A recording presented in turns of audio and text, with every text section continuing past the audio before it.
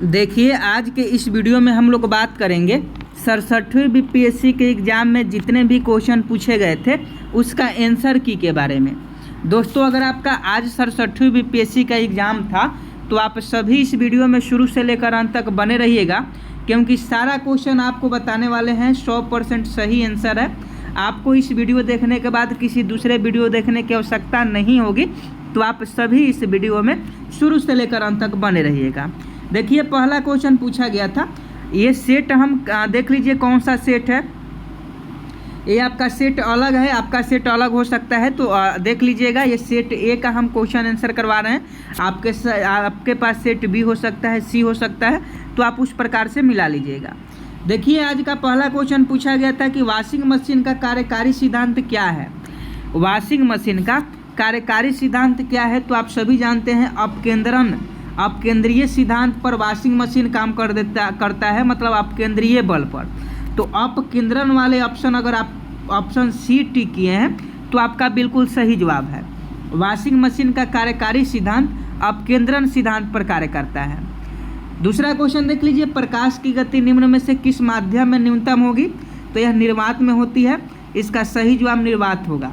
प्रकाश की गति निम्न में से किस माध्यम में निर्वात होगी, किस माध्यम में न्यूनतम होगी, तो निर्वात आपका बिल्कुल सही जवाब हो जाएगा। तो 2 का अगर आप ऑप्शन बी टिक किए हैं तो आपका बिल्कुल सही जवाब है। अगला प्रश्न देख लीजिए, 3 नंबर, निम्न में से कौन सी सदिश राशि नहीं है। ये क्वेश्चन आज का 67वीं बीपीएससी के एग्जाम में पूछा गया था। तो देखिए, अगर हम लोग बात करें कि कौन सा सदिश राशि नहीं है, तो आप यहाँ देख पा रहे होंगे वेग सदिश राशि है, बलाघूर्ण सदिश राशि है, विस्थापन सदिश राशि है, लेकिन गति जो होता है वह अदिश राशि होता है। गति का नियम का खोज न्यूटन ने किया था, और गति जो होता है वह अदिश राशि होता है, मोशन अदिश राशि होता है। तो 3 का अगर आप ऑप्शन है मोशन टिक करके आए हैं, मोशन यानी गति, तो आपका बिल्कुल सही जवाब है। अगला क्वेश्चन देख लीजिए, यदि धरती की घूमने की गति बढ़ा दी जाए, यदि धरती की घूमने की गति बढ़ा दी जाए तो भूमध्य रेखा पर पिंड का वजन क्या होगा। तो देखिए, इसका सही जवाब घट जाएगा, क्योंकि गुरुत्वाकर्षण का जो मान होता है वह घट जाएगा। जब धरती तेज घूमने लगी तो गुरुत्वाकर्षण का मान घट जाएगा, जिसके कारण से भूमध्य रेखा पर पिंड का मान कितना हो जाएगा, 0 हो जाएगा, यानी घट जाएगा।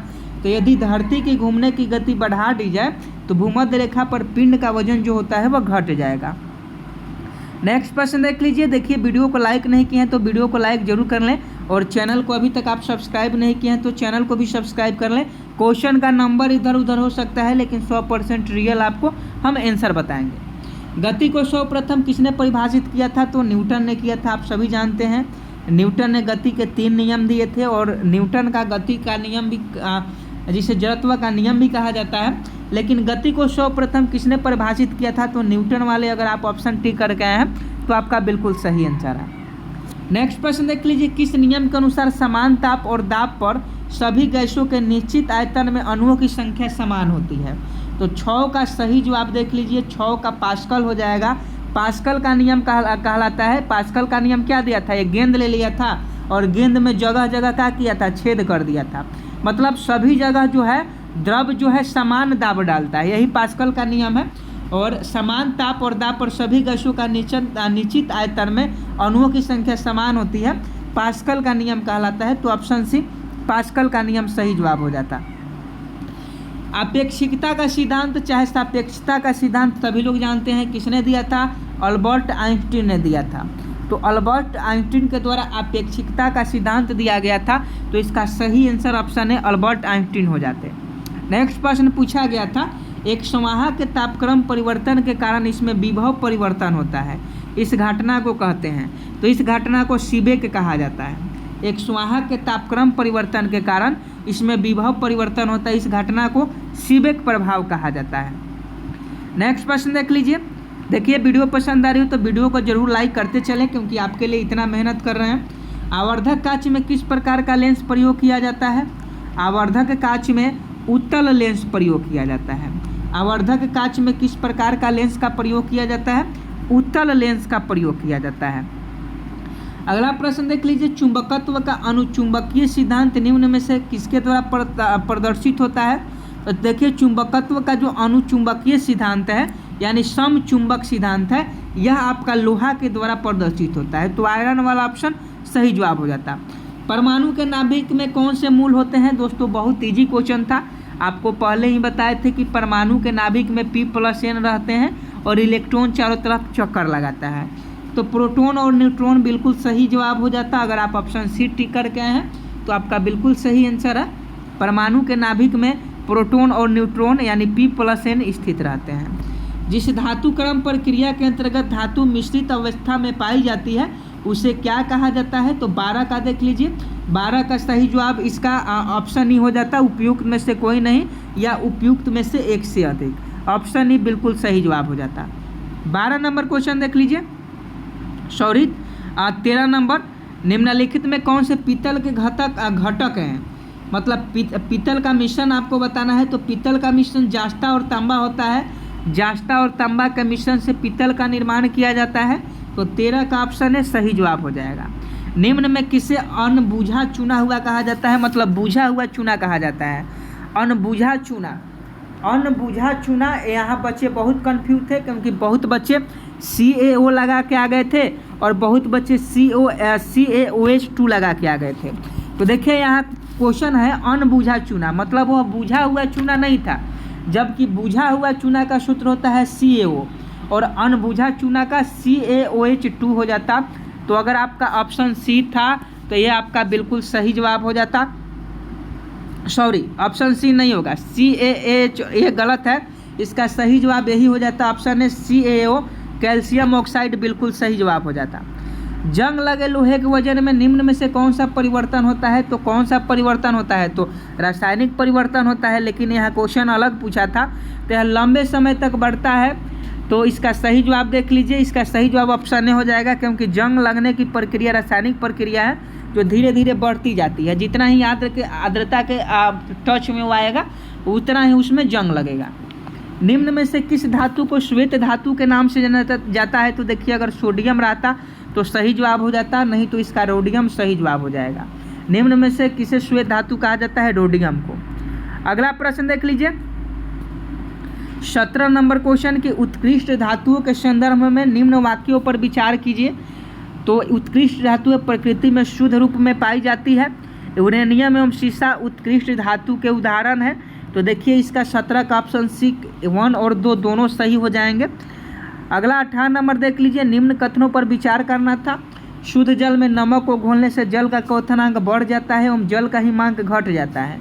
जल में जब मिथाइल अल्कोहल डालते हैं तो जल का क्वथनांक घट जाता है। तो इसका सही जवाब भी ऑप्शन डी हो जाता है। 1 और 2 दोनों सही है।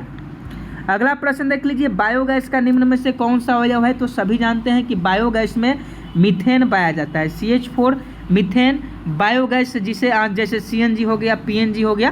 तो इसका सही जवाब मीथेन हो जाता। बायोगैस का निम्न में से अवयव प्रमुख है मीथेन है, जिसका सूत्र CH4 होता है। आगे देख लीजिए 20 नंबर क्वेश्चन, निम्न में से किस रसायन के कारण पटाखा फूटने से चमकदार लाल रंग दिखाई देता है। देखिए बहुत सारे लोग कहते हैं कि यहाँ से पढ़ो वहाँ से पढ़ो, लेकिन इसमें जो भी GK GS के ज़्यादातर क्वेश्चन है वह स्पीडी बुक से है। जो लोग रेलवे की तैयारी किए हैं उनके लिए बहुत इजी क्वेश्चन होगा, जो भी साइंस के थे, GK के थे। हाँ, लेकिन करंट अफेयर्स का वेटेज थोड़ा ज़्यादा था। तो देख लीजिए 20 नंबर का सही जवाब क्या हो जाएगा। तो 20 नंबर का सही जवाब स्ट्रासियम हो जाएगा। स्ट्रासियम रसायन के कारण पटाखा फूटने से चमकदार लाल रंग दिखाई देता है। नेक्स्ट प्रश्न देख लीजिए, लवणा युक्त वातावरण प्रेमी पौधे को क्या कहते हैं। तो देखिए लवणा युक्त माने लवण युक्त पौधे। तो लवण युक्त पौधे कहाँ पाए जाते हैं, लवण युक्त पौधे कहाँ पाए जाते हैं, तो यह लवणा मृदोभिद में पाए जाते हैं। लवण मृदोभिद में पाए जाते हैं क्योंकि समुद्र भिद माने समुद्र में पाए जाने वाला पौधा, मरुस्थल में पाए जाने वाला पौधा। तो इसका सही जवाब ऑप्शन डी हो जाएगा। कवक पौधों में नहीं पाया जाता है। तो देखिए कवक पौधों में पर्णहरित नहीं पाया जाता है। आप ये ध्यान दीजिएगा कि कवक पौधे जो होते हैं उसमें पर्णहरित नहीं पाए जाते हैं। तो 22 का ऑप्शन सी सही जवाब हो जाएगा। परागकण की सुपरिभाषा आपको देना है। परागकण किसे कहते हैं, परागकण किसे कहते हैं। तो परागकण का परागेशर से क्लोम छिद्र तक स्थानांतरित होने की क्रिया, परागकण का अंकुरन, पराग नली का बीजाणु तक पहुंचना, कीटों का फूलों तक पहुंचना। तो परागकण की जो परिभाषा होता है ऑप्शन ए होता है बिल्कुल सही जवाब। गूगल पर आप सर्च करके देख सकते हैं कि परागकण किसे कहते हैं। पौधे अपना पोषक तत्व मुख्यतः किससे प्राप्त करते हैं? तो दोस्तों पौधे अपना पोषक तत्व कहाँ से प्राप्त करेंगे? मृदा से प्राप्त करेंगे, मिट्टी से प्राप्त करेंगे, क्योंकि जो भी लवण खनिज होता है वह मिट्टी से ही प्राप्त करते हैं। अगला प्रश्न देख लीजिए, पाइन, फर, स्प्रूस, सेडार, लार्च एवं साइप्रस आदि मशहूर लकड़ी उत्पादक पौधे में से बहुत से भारत के पहाड़ियों क्षेत्रों में भी पाए जाते हैं। ये सभी क्या कहलाते हैं? तो देखिए सभी जो पौधे हैं यह अनावृत बीजी पौधे हैं। अनावृत बीजी पौधे हैं, आप गूगल पर इसको सर्च करके देख सकते हैं। आगे देख लीजिए, निम्न में जोड़ों में कौन सा जोड़ा सही सुमेलित है? तो देखिए स्कर्मी से संबंधित नहीं है, ट्यूबरकुलोसिस एट्रियस से संबंधित नहीं है, टिटनेस बीसीजी से संबंधित नहीं, मलेरिया क्लोरोक्विन से इसका सही जवाब हो जाएगा। ऑप्शन डी सही जवाब हो जाएगा। नेक्स्ट प्रश्न देख लीजिए 27 नंबर, लाल रक्त कणिका वाहिनी जंतु है। यहाँ आपको बताना है कि लाल रक्त कणिका वाहिनी जंतु है। लाल रक्त कणिका वाहिनी जंतु है। तो लाल रक्त कणिका विहीन पूछा जा रहा है। तो आपको बताना था कि इसमें से कौन सा जानवर है या जीव है जिसमें लाल रक्त नहीं पाया जाता है? तो यह केचुआ हो जाएगा। केचुआ में लाल रक्त नहीं पाया जाता है। केचुआ आपका बिल्कुल सही जवाब हो जाएगा। मेढक में लाल रक्त पाया जाता है, और यहाँ इसका सही जवाब मेढक हो जाता है। केचुआ में लाल रक्त पाया जाता है क्योंकि किसानों का मित्र कहलाता है केचुआ। केचुआ में लाल रक्त पाया जाता है। सांप में भी लाल रक्त पाया जाता है, मोर में भी लाल रक्त पाया जाता है, लेकिन मेढक में कभी भी आप मेढक को रोड पर मरे हुए देखे होंगे तो उसमें से रक्त नहीं गिरता है। तो मेढक इसका सही जवाब हो जाएगा। लाल रक्त कणिका विहीन जंतु मेढक है। अगला प्रश्न देख लीजिए, कार्बोहाइड्रेट के उपघोटनोपरांत अंतिम रूप से क्या प्राप्त होता है? तो माल्टोज प्राप्त होता है। अमीनो अम्ल, ग्लिसरॉल, ग्लूकोज ये सभी गलत है। माल्टोज प्राप्त होता है, तो ऑप्शन डी सही जवाब हो जाएगा। अधिकतर एंजाइम होते हैं तो सभी एंजाइम प्रोटीन होते हैं। ज़्यादा से ज़्यादातर एंजाइम जो होते हैं वो प्रोटीन ही होते हैं, तो इसका सही जवाब प्रोटीन हो जाएगा। अगला प्रश्न देख लीजिए, किस वैज्ञानिक चिकित्सक ने पहली बार टीकाकरण की शुरुआत की? एडवर्ड जेनर ने। एडवर्ड जेनर ने पहली बार टीकाकरण की शुरुआत की। नेक्स्ट प्रश्न देख लीजिए, जुलाई 2022 में किस देश के पूर्व प्रधानमंत्री शिंजो आबे की चुनाव अभियान के दौरान गोली मारकर हत्या कर दी गई थी? तो इसका सही जवाब जापान के थे। जापान के पूर्व प्रधानमंत्री शिंजो आबे थे जिनको चुनाव अभियान के दौरान गोली मारकर हत्या कर दी गई थी। तो ऑप्शन बी ये करंट अफेयर्स का सवाल है, बिल्कुल सही जवाब हो जाएगा। अगला प्रश्न देख लीजिए। अगला प्रश्न पूछा गया था, ये सूची 1 में सूची 2 को मिलान करना था।